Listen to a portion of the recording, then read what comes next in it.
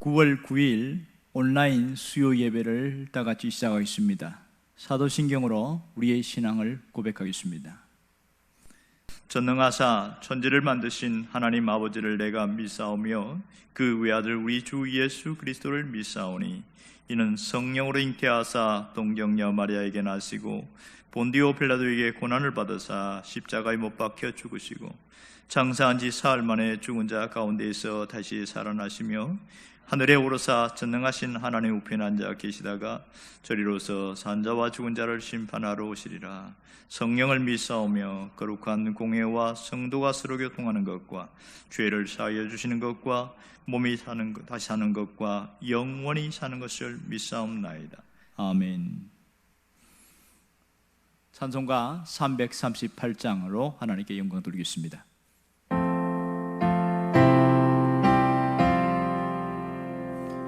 내 주를 가까이 하게 함은 십자가 짐 같은 고생이나 내 일생 소원은 늘 찬송하면서 주께 더 나아가기 원합니다. 내 고생하는 것 옛 야곱이 돌베개 베고자 갔습니다. 꿈에도 소원에 늘 찬송하면서 주께 더 나아가기 원합니다. 4절 야곱이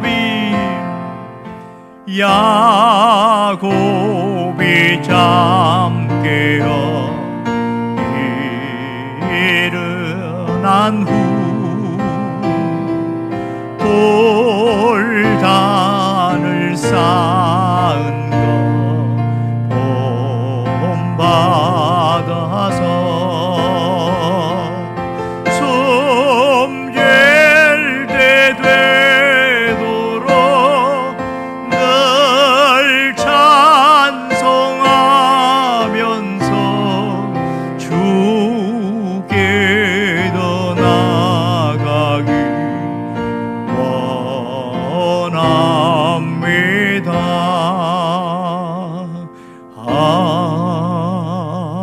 아멘. 다 같이 기도하겠습니다. 은혜가 풍성하신 하나님 아버지, 오늘도 함께 예배에 참여하는 모든 성도들에게 큰 은혜를 부어주시기를 원합니다. 우리의 삶이 때로는 고달프고 때로는 야곱이 돌베개를 베고 잠같이 힘겨워 어려울 때가 있습니다. 그럴 때에도 주님이 함께 하심을 진실로 감사드리며 우리의 모든 삶 가운데 하나님의 역사하심을 늘 느끼고 경험하고 체험하며 살아가게 하여 주시옵소서.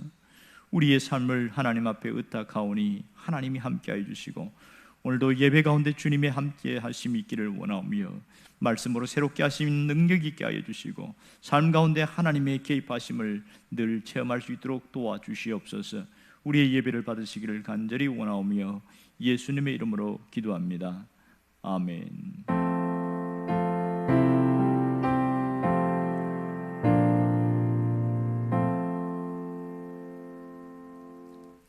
하나님의 말씀은 구약성경 창세기 42장 29절에서 35절까지의 말씀입니다. 다 같이 읽겠습니다. 그들이 가나안 땅에 들어와 그들의 아버지 야곱에게 이르러 그들이 당한 일을 자세히 알리어 아뢰되 그 땅의 주인인 그 사람이 엄하게 우리에게 말씀하고 우리를 그 땅에 대한 정탐꾼으로 여기기로 우리가 그에게 이르되 우리는 확실한 자들이요 정탐꾼이 아니니이다. 우리는 한 아버지의 아들 12 형제로서 하나는 없어지고 막내는 오늘 우리 아버지와 함께 가나안 땅에 있나이다 하였더니 그 땅의 주인인 그 사람이 우리에게 이르되 내가 이같이 하여 너희가 확실한 자들임을 알리니 너희 형제 중에 하나를 내게 두고 양식을 가지고 가서 너희 집안의 굶주림을 구하고 너희 막내 아우를 내게로 데려오라.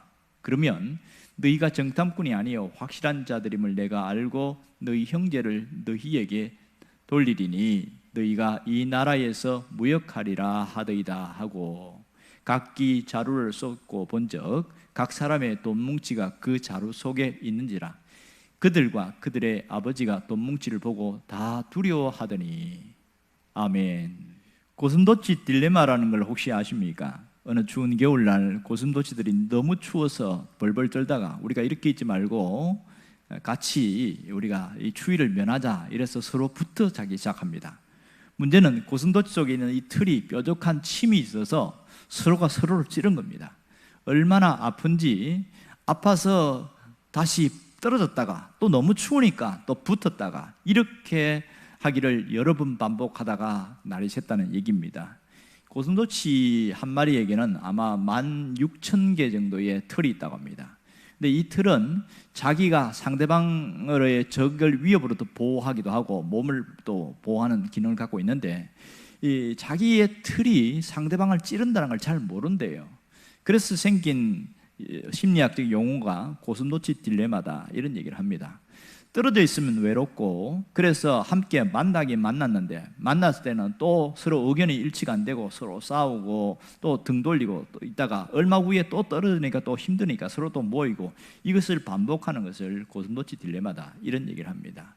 오늘 성경 본문에도 이러한 딜레마 속에 빠져 있는 사람들의 모습을 보게 되어집니다. 자, 오늘 성경에 나오는 얘기는 야곱의 아들들이 애굽에 내려갔다가 양식을 사서 다시 집에 왔을 때의 이야기입니다. 이때에 아버지에게 애굽에 갔을 때의 사정과 총리가 어떠한 사람이고 또 총리가 무슨 일을 이야기했는지 우리가 얼마나 거기서 고생했는지 그것을 자세하게 이야기를 하는 과정입니다.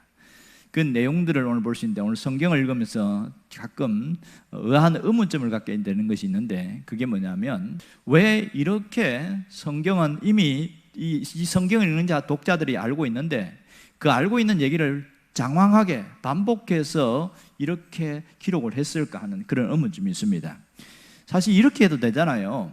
이 야곱의 아들들이 아버지에게 애굽에 있었던 모든 일들을 자세하게 고하였다. 이 한마디면 끝날 수 있는데 이 성경에서는 지금까지 있었던 이야기를 핵심적인 얘기를 길게 나열해서 풀어내고 있습니다. 왜 이렇게 했을까? 언젠가 한번 이야기를 한 적이 있는데 이렇게 성경이 반복을 하는 이유는 그냥 넘어가지 말라는 거지요. 이 사건이 굉장히 중요하고 다시 한번 되새김질할 필요가 있기 때문에 이것을 반복하고 있다 이런 얘기를 한 적이 있습니다.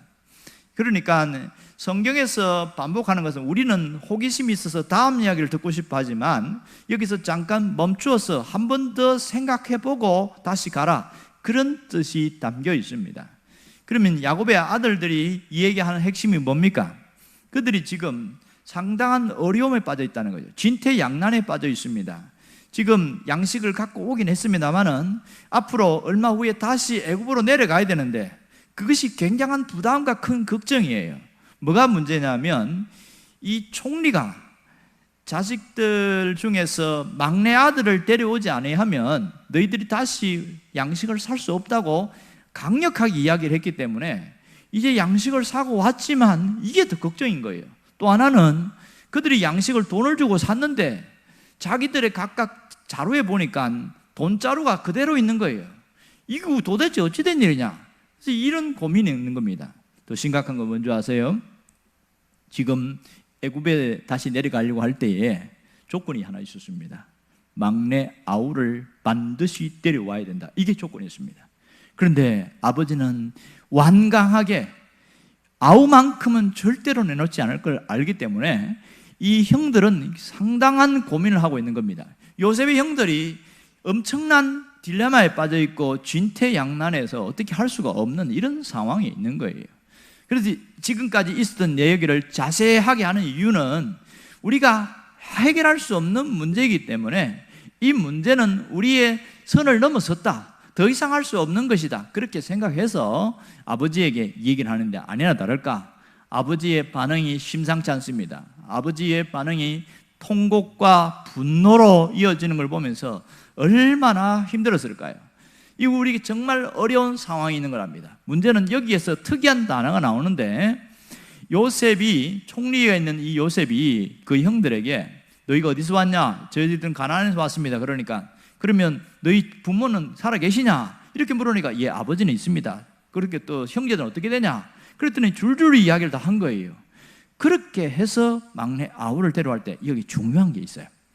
12명의 아들이 있었는데 하나는 없어졌고 하나는 남아 있습니다. 이렇게 이야기를 했단 말이에요. 자, 10명의 형들의 입장에서 볼 때에 이 요셉이 없어졌다 이 말할 때 얼마나 힘들었을까요? 그러니까 솔직하게 말하면 하나는 애굽에 팔아먹었고 이렇게 이야기해야 되는데 차마 그렇게 할 수가 없는 거예요. 아버지 앞에서도 요셉 앞에서도 하나는 죽었고 이렇게 못하는 거예요. 그 안타까움이 있어 어쩔 수 없이 하나는 없어졌고 이렇게 얘기합니다. 자, 이렇게 얘기하는 이 형들의 모습 속에서 뭘 느낄 수 있습니까? 하기 싫은 얘기를 억지로 끄집어낼 수밖에 없는 이런 상황으로 온 것에 대해서 그들은 이 말을 할 때마다 모두가 마음에 찔렸을 겁니다. 성경은 왜 이 얘기를 강조해서 이야기를 하고 있을까요? 하나가 없어졌던 이야기를 굳이 또 드러내는 이유가 뭐냐는 거예요. 그것은 그들이 잠자고 있는 양심을 깨우려는 것입니다. 요셉의 형들이 그동안 20년 가까이 잠자고 있었던 그 양심이 있습니다. 요셉을 팔아먹은 것이 이게 보통 일이 아니거든요. 이것은 굉장히 심각한 일이고 엄청난 범죄라는 사실입니다.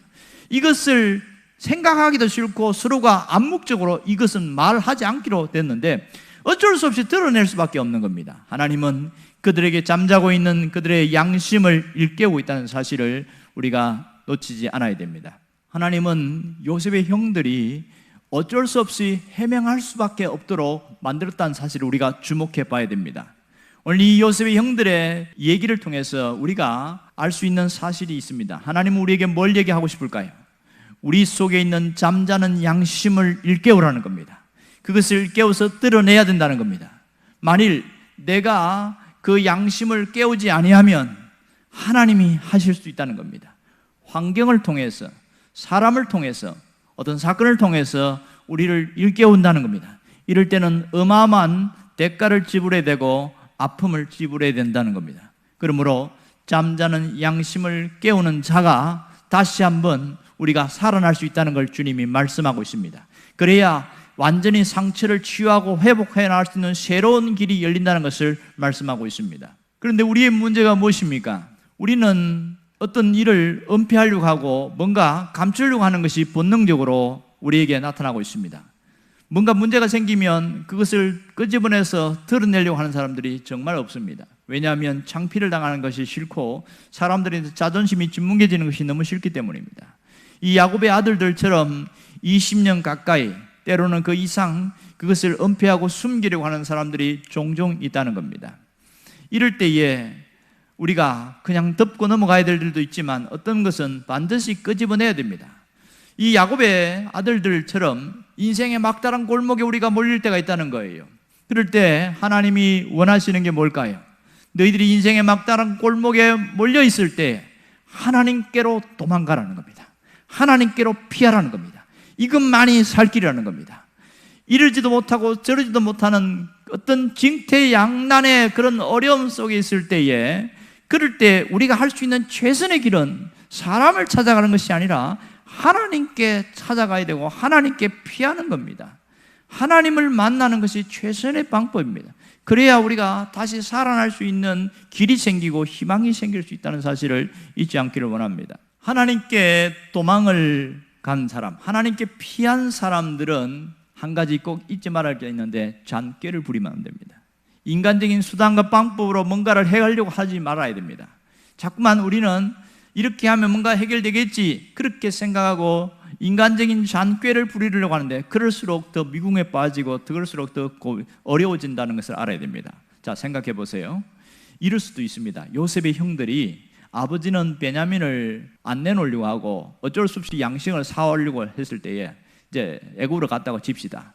그런데 베냐민이 아닌 다른 종들 중에 비슷하게 생긴 사람을 데리고 총리 앞에 갔다고 생각해 봅시다. 그랬을 때에 총리가 알까요? 모를까요? 아마도 눈치 빠른 이 총리가 하나씩 추궁하고 물어봤을 때에 막다른 골목에 가면 어쩔 수 없이 이 사람이 베냐민이 아니라는 것이 들통이 날 것입니다. 그러면 더 심각한 문제가 생기고 더 어마어마한 고통에 빠질 것이 분명합니다. 이 야곱의 아들들이 자란 이유가 뭡니까? 잔꾀를 부리지 않고 자신들이 진퇴양난에 있을 때에 자신의 아버지에게 이 모든 것을 솔직하게 털어놓은 겁니다. 우리가 아무것도 해결할 수가 없고 이러한 상황입니다. 어떻게 해야 될까요? 이렇게 털어놨던 것이 문제 해결의 출발점이 되었던 겁니다. 우리가 하나님 앞에서도 마찬가지입니다. 하나님 앞에 피하는 자, 하나님 앞에 가는 자에게는 잔꾀를 부리면 안 됩니다. 인간적인 수단과 방법을 포기해야 하나님이 일한다는 사실을 잊지 않기를 원합니다. 이렇게 하나님께 피하는 자들이 가져야 될 신앙적 덕목이 있습니다. 그게 뭔지 아세요? 솔직함입니다. 진실함이죠. 내가 진실할 수 있어야 돼요. 하나님께 피했기 때문에 사람들 앞에 내세우는 것이 두려워요. 그렇지만 내가 잘못했다고 솔직하게 시인하고 내가 문제가 있었다는 것을 자기가 무릎을 꿇고 드러내야 그때부터 해결이 나타납니다.